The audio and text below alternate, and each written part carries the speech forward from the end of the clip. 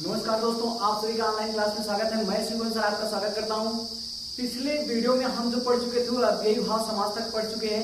आज का टॉपिक जो चलेगा वो चलेगा तत्पुरुष समास। सबसे पहले बच्चों हेडिंग बनाएंगे तत्पुरुष समास।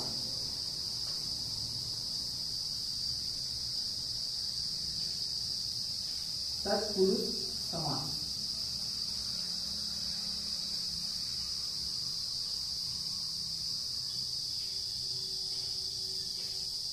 बच्चों तत्पुरुष समास की परिभाषा सबसे पहले हम इसको ग्राफ के मेथड से सीखेंगे, ग्राफ विधि के द्वारा सीखेंगे। उसके बाद हम एग्जांपल के मेथड से भी इसकी हम परिभाषा को डिफाइन करेंगे। सबसे पहला ग्राफ के मेथड से इसकी परिभाषा को सीखते हैं। ग्राफ विधि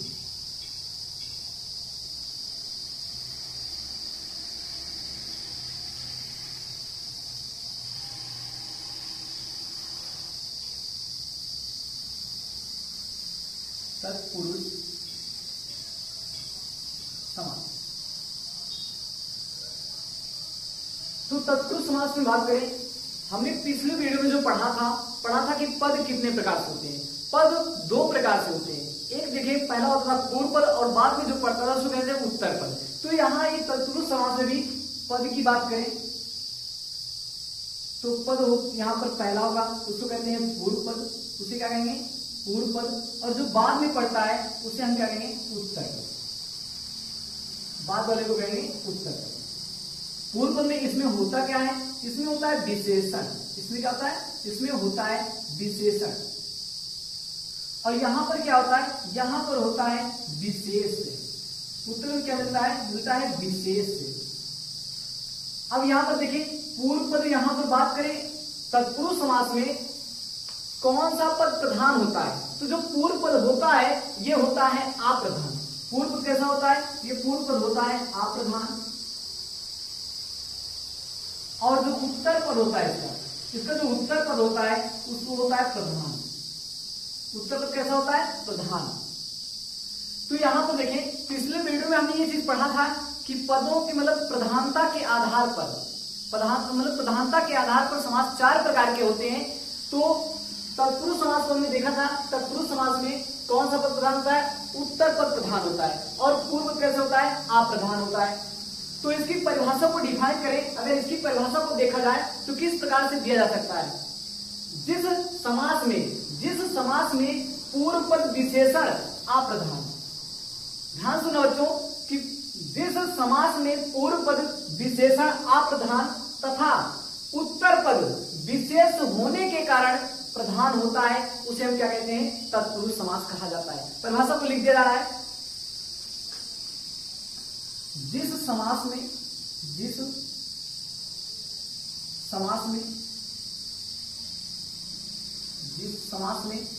पूर्व पद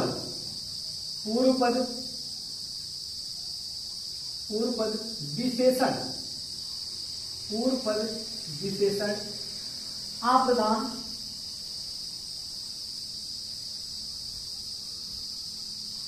तथा उत्तर पद कैसा होगा? उत्तर पद विशेष होने के कारण प्रधान होता है। जिस समास में पूर्व पद विशेषण अप्रधान तथा उत्तर पद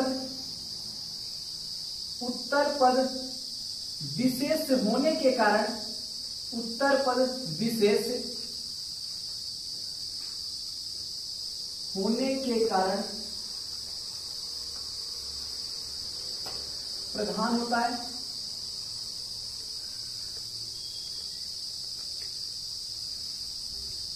तत्पुरुष समास कहलाता है। तत्पुरुष समास कहलाता है।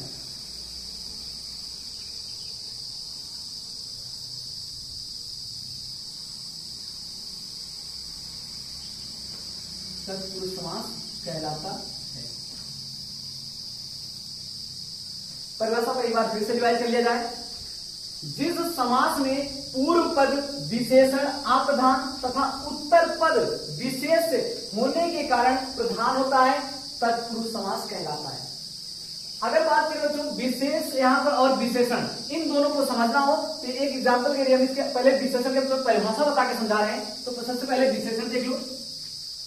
विशेषण क्या होता है?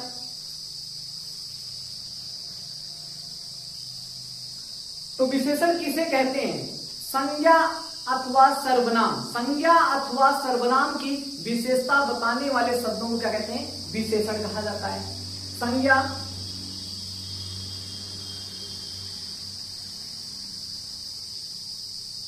अथवा सर्वनाम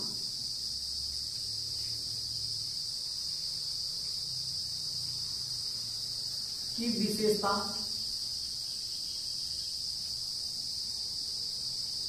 बताने वाले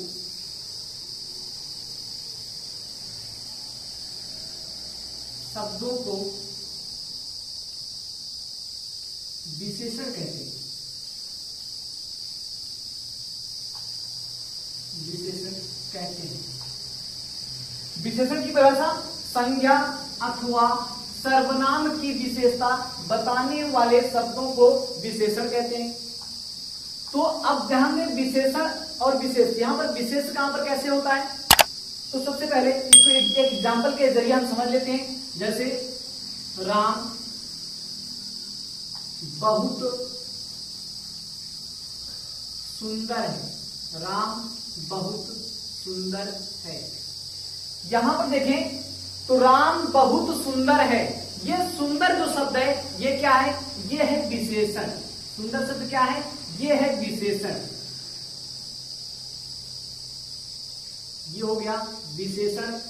तो ये सुंदर कौन है? सुंदर कौन है? सुंदर है राम। तो यहां पर राम क्या हो गया? राम हो गया विशेष। राम क्या हो गया? ये हो गया विशेष। यहां पर देखा जाए सुंदर तो है, लेकिन कितना बहुत सुंदर है। कैसा है? बहुत सुंदर है। अर्थात ये जो बहुत शब्द आ गया तो ये क्या होगा? ये हो गया प्राविशेषण।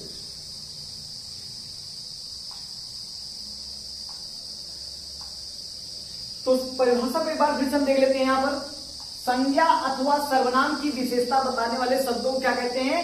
विशेषण कहा जाता है। क्या कहता है? विशेषण। जिसकी विशेषता को बतलाया जाए उसे विशेष कहा जाता है, और अगर कोई विशेषण की भी विशेषता को बतलाए उसे प्राविशेषण कहा जाता है। बच्चों यहां पर अगर समझ में आ गया तो आते हैं अपनी परिभाषा की ओर। फिर से हम यहां पर समास हम पढ़ रहे थे, तत्पुरुष समास, उसकी परिभाषा को ग्राफ मेथड से हम सीख रहे हैं। तो यहां पर देखा जाए जिस समास में पूर्व पद विशेषण अप्रधान तथा उत्तर पद विशेष होने के कारण प्रधान होता है, तत्पुरुष समास कहलाता है। इसके उदाहरण को देखें।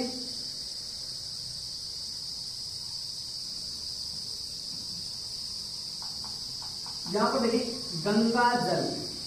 गंगा जल, तो क्या लिख सकते हैं इसको? गंगा का जल। गंगा का जल। यहां पर देखिए दूसरा रसोई घर। रसोई घर, तो क्या लिख सकते हैं? रसोई के लिए घर। रसोई के लिए घर। अगला देखें, अगला लिख सकते हैं मन चाहा। अर्थात ये क्या पूछेगा? इसको देखें मन चाहा, ये बन जाएगा मन से चाहा। मन से चाहा। अर्थात यहां पर देखा जाए अगर इसकी परिभाषा अगर इस उदाहरण के जरिए बनाया जाए तो किस प्रकार से इसकी परिभाषा एक नई परिभाषा बन सकती है? जिस समस्त पद में, तो जिस समस्त पद में, अगर ये देखिए ये क्या है? जिस समस्त पद में क्या होता है? जिस समस्त पद में उत्तर पद प्रधान हो। जिस, दूसरी परिभाषा यहां दिखाने के लिए जाए, एक परिभाषा और देखेंगे, जिस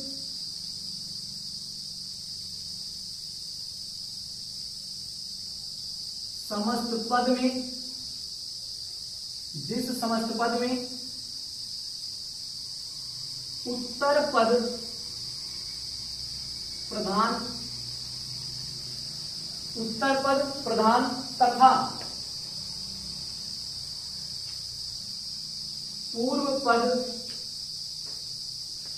और उत्तर पद के मध्य, तथा पूर्व पद और उत्तर पद के मध्य, पूर्व पद और उत्तर पद के जो मध्य में, पूर्व पद और उत्तर पद के मध्य में कारक विभक्ति का, किसका, कारक विभक्ति का लोप रहे, कारक विभक्ति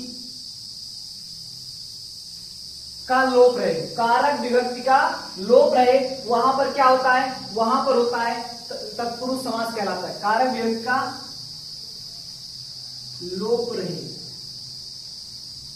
वहां पर क्या कहलाएगा, वहां पर कहलाएगा तत्पुरुष समास कहलाता है। तो यहां पर ध्यान दें, हमने एग्जाम्पल के जरिए इसकी एक परिभाषा को और डिफाइन किया। जिस समस्त पद में उत्तर पद क्या होता है, प्रधान होता है, उत्तर पद कैसा हो, प्रधान हो, तो उत्तर पद प्रधान हो, पूर्व पद और उत्तर पद के मध्य में कारक विभक्ति का लोप रहे, किसका है, कारक विभक्ति का लोप हो, वहां पर क्या कहलाएगा, तत्पुरुष समास कहलाता है। इसके आगे देखें, तत्पुरुष समास कितने प्रकार के होते हैं, तत्पुरुष समास कितने प्रकार के होते हैं, आगे देखा जाए इसको। तो बच्चे यहां पर क्या करेंगे, हम नोट पॉइंट को डालेंगे, नोट पॉइंट लिखेंगे, थोड़ा सा नोट लीजिएंगे। नोट में क्या लिखेंगे, तो लिखेंगे समास विग्रह करते समय, समास विग्रह करते समय कर्ता व संबोधन को छोड़कर शेष सभी कारकों की क्या होती है, विभक्ति प्रयोग की जाती है, कर्ता व संबोधन। तो यहां पर देखें तो कारक कितने होते हैं, कारक की बात करें तो कारक 8 प्रकार से होते हैं, कितने प्रकार से होते हैं, 8 प्रकार से होते हैं। तो यहां पर कौन सा कारक नहीं है, कर्ता कारक नहीं है। और बात करें यहां पर जो अंत में होता है संबोधन, तो कर्ता के जैसे बात में कर्ता में होता है ने, संबोधन में हे अरे, तो ये देखें दोनों यहां पर कारक की विभक्तियां नहीं है, अर्थात नोट पॉइंट में यही लिखेंगे, समास विग्रह करते समय, समास विग्रह करते समय, विग्रह करते समय, समास विग्रह करते समय कर्ता व संबोधन को, कर्ता व संबोधन, कर्ता व संबोधन की विभक्तियों को छोड़कर, की विभक्तियों को छोड़कर शेष सभी कारकों की विभक्तियां प्रयुक्त की जाती हैं। कर्ता व संबोधन की विभक्ति को छोड़कर शेष सभी कारकों की विभक्तियां, कारकों की विभक्तियां प्रयोग की जाती है, प्रयुक्त की जाती है, प्रयोग या प्रयुक्त की जाती है।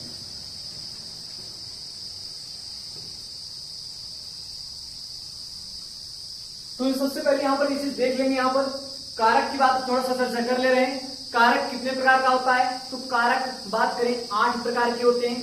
कर्ता, कर्ता कारक होता है, कर्म कारक, करण, संप्रदान, अपादान, संबंध, अधिकरण, और बात करें यहां संबोधन भी होता है। तो इस प्रकार से 8 कारक होते हैं। तो यहां पर जो तत्पुरुष समास हम पढ़ रहे थे, कर्म तत्पुरुष, तो यहां पर कर्ता और संबोधन की बात करें 2 नहीं होते हैं। तो समास विग्रह करते समय कर्ता व संबोधन की विभक्ति को छोड़कर शेष सभी कारकों की विभक्तियों का प्रयोग किया जाता है। तो यहां पर देखा जाए तो कर्म की क्या है, को है, करण की क्या है, से के द्वारा है, संप्रदान के लिए है, अपादान, अपादान से है, और यहाँ पर करण में भी से है, लेकिन यहाँ पर से के अलग के लिए भावना होगी, क्या होगी, अलग का भाव होगा।